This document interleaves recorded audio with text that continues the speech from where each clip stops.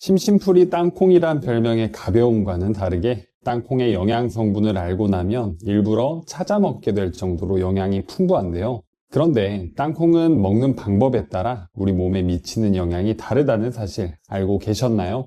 지금부터 노년 건강을 위해 꼭 알아야 할 땅콩에 대해 알아보겠습니다.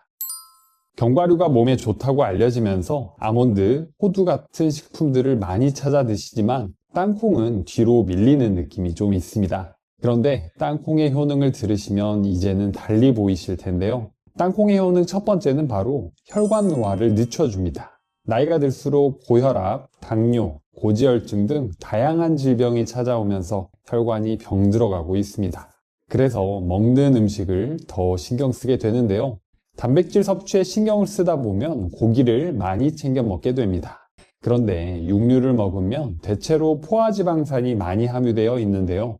그래서 그 반대인 불포화지방산을 섭취하기 위해 여러 음식을 찾게 되는데 그중 하나가 바로 땅콩입니다. 땅콩에는 올레인산과 리놀렌산이라는 불포화지방산이 풍부한데요. 이 지방산은 우리 혈중 LDL 콜레스테롤과 중성지방을 낮춰주고 혈액순환에 도움을 줍니다.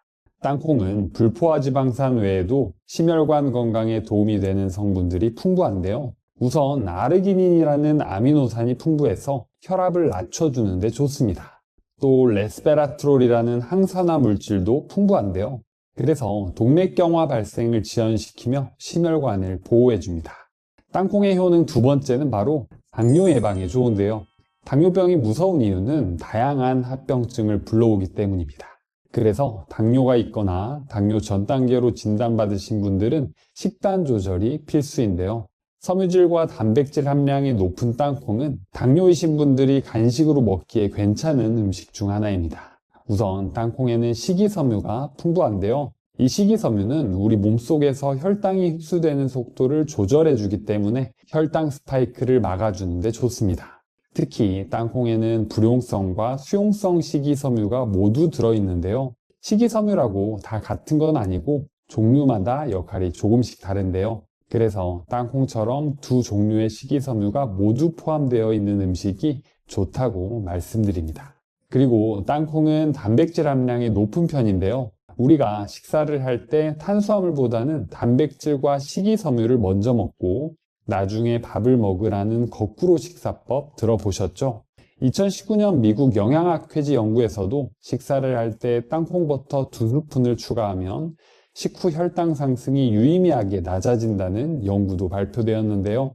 연구에서는 탄수화물만 단독으로 먹었을 때보다 땅콩과 함께 먹은 그룹이 포만감도 늘어 식사량도 조절하게 되고 혈당 안정성도 유지된다고 밝혔습니다.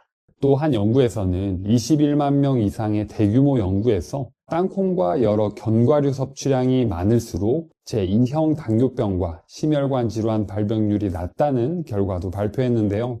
결과를 보면 당뇨로 혈당 관리가 필요하신 분들께 심심풀이 땅콩이 꼭 필요할 것 같습니다.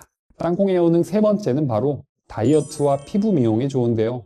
한 연구에서 땅콩과 땅콩버터를 아침에 먹게 하고 포만감 정도를 평가한 연구가 있었습니다. 그런데 땅콩을 먹은 그룹에서 최대 8시간에서 12시간까지 식욕이 눈에 띄게 감소했는데요. 땅콩버터에는 아까 말씀드린 대로 식이섬유가 풍부해서 먹었을 때 위에서 배출되는 속도가 늦어지며 기본적으로 포만감이 큰데요. 또 땅콩에 들어있는 지방과 단백질은 우리 소장에서 식욕 억제 호르몬 분비를 촉진해서 실제로 식욕을 억제해줍니다. 그리고 땅콩에는 알파 토코페롤이 풍부한데요. 이 성분은 우리가 흔히 알고 있는 비타민 E 성분으로 항산화 작용이 뛰어납니다. 그래서 피부 노화 방지, 주름 완화, 피부 탄력 유지 효과가 좋은데요. 그리고 비타민 B6와 아연이 풍부해서 염증성 피부질환과 여드름을 막아주고 피부 재생에 좋은 것으로 알려져 있습니다. 이렇게 땅콩의 효능을 들으니 단순히 심심풀이 땅콩이 아니라 달리 보이진 않으신가요? 땅콩을 가장 흔하게 먹는 방법은 바로 땅콩을 볶아서 먹는 거죠. 그런데 땅콩을 어떻게 조리해서 먹느냐에 따라 효능 차이가 난다는 거 알고 계셨나요? 땅콩은 대부분 겉껍질을 벗기고 속껍질째 볶아서 드시는 경우가 많은데요. 노릇노릇하게 구워진 구운 땅콩은 고소한 맛이 일품입니다. 그런데 농촌진흥청 연구에 따르면 땅콩은 삶거나 쪄서 먹으면 더욱 많은 영양 성분을 섭취할 수 있다고 밝혀졌는데요. 땅콩 겉껍질에는 기침과 눈 건강에 좋은 루테올린이 많습니다. 또 속껍질에는 항암 성분인 레스베라트롤이 속 알맹이보다 3, 4배 더 많은데요. 그런데 보통 겉껍질은 까서 버리고 볶아 먹기 때문에 겉껍질의 영양 성분은 섭취하지 못하게 됩니다. 그래서 땅콩을 겉껍질째로 삶거나 찌게 되면 겉껍질에 있는 항산화 물질이 땅콩에 흡수되는데요.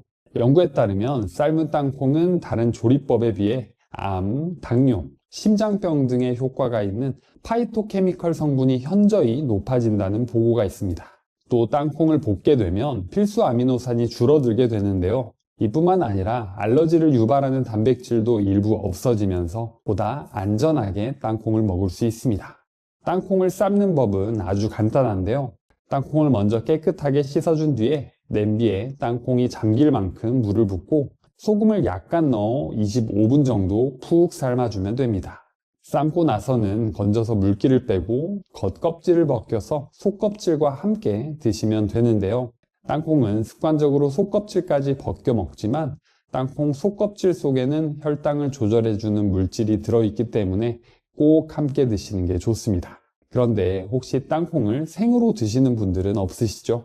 갓 수확하거나 신선한 땅콩은 생으로 먹게 되면 건강할 것 같은 느낌이 들지만 사실 생땅콩은 섭취에 주의하셔야 하는 점이 많은데요. 먼저 생땅콩은 아플라톡신이라는 곰팡이 오염에 제일 취약합니다. 이 아플라톡신에 대해서는 뒤에서 자세히 정리를 해드리고요. 두 번째로는 땅콩에 들어있는 트립신 억제제 때문입니다. 이 성분은 단백질 소화를 방해하는 특징이 있는데요. 그래서 먹었을 때 다른 음식들은 물론 전체적인 소화를 방해하게 됩니다. 특히 소화효소 분비를 과도하게 자극하면서 췌장에 부담을 주게 되는데요. 하지만 트립신 억제제는 열을 가했을 때 대부분 없어지기 때문에 땅콩을 굽거나 삶아서 드시면 크게 걱정하실 필요는 없습니다. 그리고 땅콩에는 피트산과 탄닌이 들어있는데요. 피트산은 주로 철, 아연, 칼슘 같은 미네랄 흡수를 저해하고 탄닌은 소화가 잘 안 되게 하는 물질 중 하나입니다. 그래서 땅콩을 생으로 먹게 되면 이 물질들을 그대로 섭취하게 됩니다. 다만 삶게 되면 피트산과 탄닌이 일부 물에 빠져나가고 열에 의해 파괴되며 그 양이 현저히 줄어들게 됩니다. 그렇기 때문에 땅콩은 생으로 드시지 않는 게 좋겠죠? 지금까지 땅콩을 어떻게 먹는 게 우리 몸에 좋은지까지는 알았는데 이제 마음껏 드시기만 하면 될까요? 그렇지는 않습니다. 땅콩을 드실 때 주의하셔야 할 점들이 있는데요. 먼저 방금 설명을 미룬 아플라톡신 이야기를 해드리겠습니다. 아플라톡신은 곰팡이 독소 중에 하나인데요. 사실 곰팡이가 보이면 씻거나 골라내면 된다는 생각에 가볍게 생각하시는 분들 많으십니다. 그런데 사실 아플라톡신은 세계보건기구에서 지정한 가장 높은 등급의 발암물질 중 하나인데요. 그래서 오래 보관했던 땅콩이 아깝다고 무턱대고 먹었다가는 정말 건강에 치명적일 수 있습니다. 아플라톡신은 간의 독성을 유발하는데 주로 견과류, 곡류를 이용한 가공품에서 많이 발견되는데요. 문제는 이 곰팡이가 크기가 매우 작기 때문에 눈으로 구별하기가 힘듭니다. 그래서 잘못하여 먹어서 급성 중독 증세가 나타날 경우 구토, 복통, 간 부전 등의 증상이 나타나고 소량이라도 장기적으로 먹게 되면 간세포가 손상되면서 간암까지 발생될 수 있습니다. 사실 이 곰팡이 독소는 열에 아주 강한 특징이 있는데요. 그래서 보통 우리가 조리에 먹는 삶기, 볶기, 찌기 같은 방법으로는 곰팡이가 사라지더라도 그 독소는 제거되지 않습니다. 그래서 애초에 오염되지 않게 관리를 잘 하는 게 중요한데요. 아플라톡신은 25도 이상이거나 상대 습도가 60에서 80%인 고온 다습한 곳에서 잘 자랍니다. 그렇기 때문에 보관 온도는 10에서 15도로 유지하는 게 좋고 특히 밀폐 용기에 껍질이 붙어 있는 상태로 보관하는 게 좋은데요. 밀폐 용기가 없다면 지퍼백에 공기를 확실히 뺀 후에 냉동, 냉장 보관해 주시면 됩니다. 그리고 땅콩을 구입하실 때는 관리가 잘 된 국내산과 해썹 인증 제품을 선택하는 게 가장 안전한데요. 수입산이나 양이 많은 벌크형인 경우 저는 사실 꺼림칙해서 선호하지 않습니다. 그리고 육안상 검은 점, 기름진 반점이 보이고 맛을 봤을 때 맛이 조금이라도 이상하다면 과감하게 버리는 것이 좋습니다. 땅콩을 드시고서는 입 주위에 두드러기가 나고 복통이나 구토, 가려움증이 생기시는 분이 있으시죠? 땅콩은 유독 알레르기를 가진 사람들이 흔한 편인데요. 그런데 땅콩을 20분에서 30분 정도 푹 삶게 되면 이 알레르기를 일으키는 물질이 줄어든다는 연구 결과가 발표되었는데요. 그렇기 때문에 볶은 땅콩보다는 삶은 땅콩이 영양소도 챙기고 안전하게 먹는 방법 중 하나겠죠.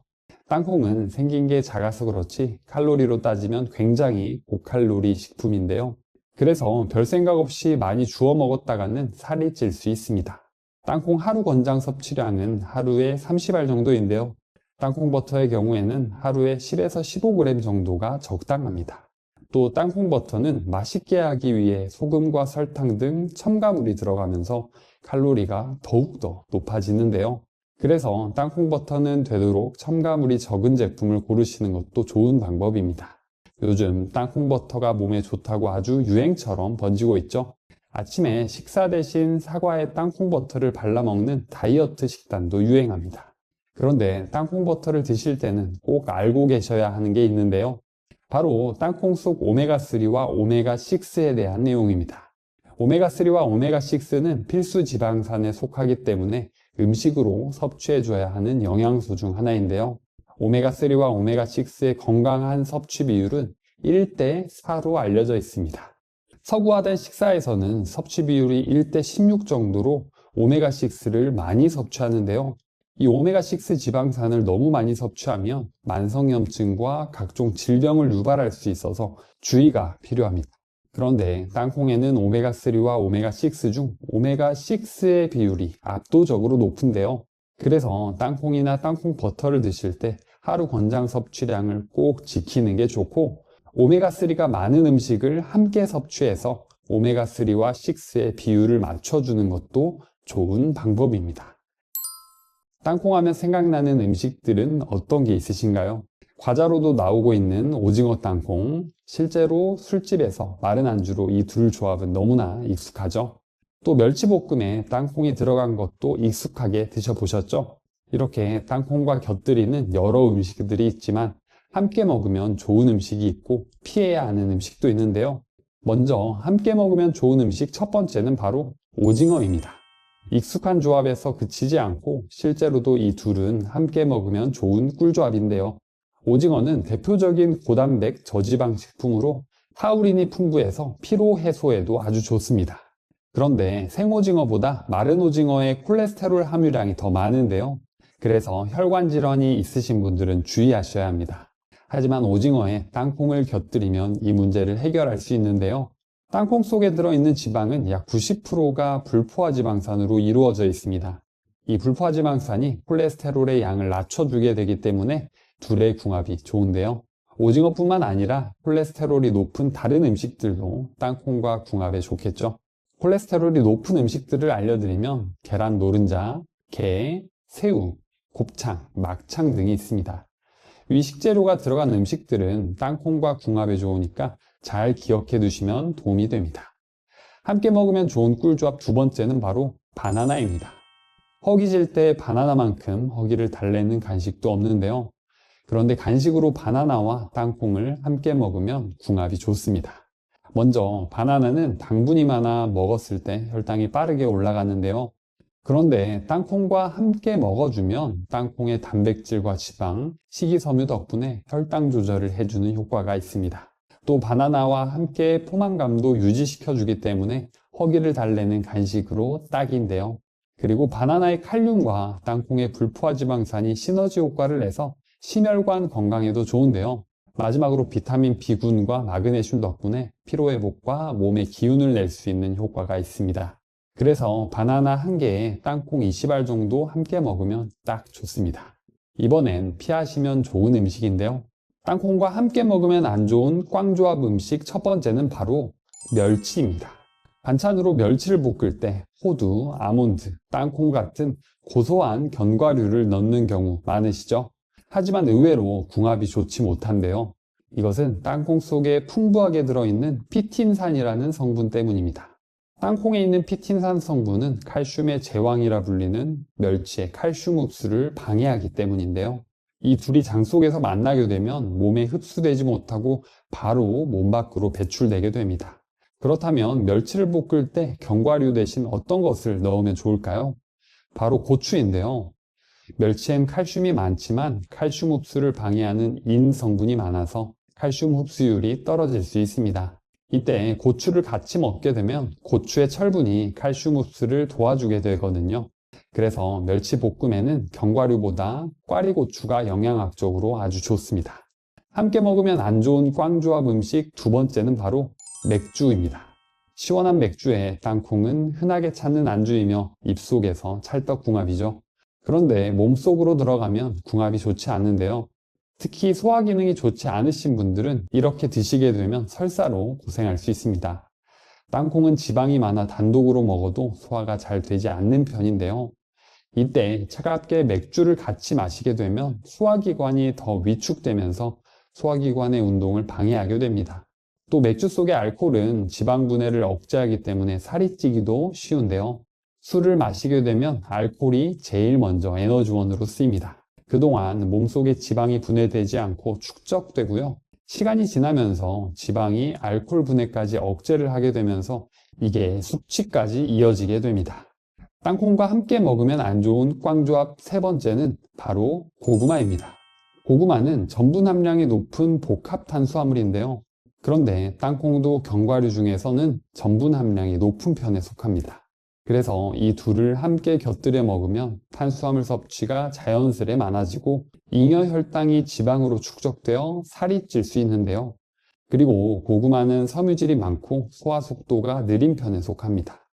그런데 여기에 땅콩의 지방까지 더해져서 위에서 체류 시간이 늘어나는데요. 그래서 속이 더부룩해지면서 소화불량을 유발할 수 있습니다.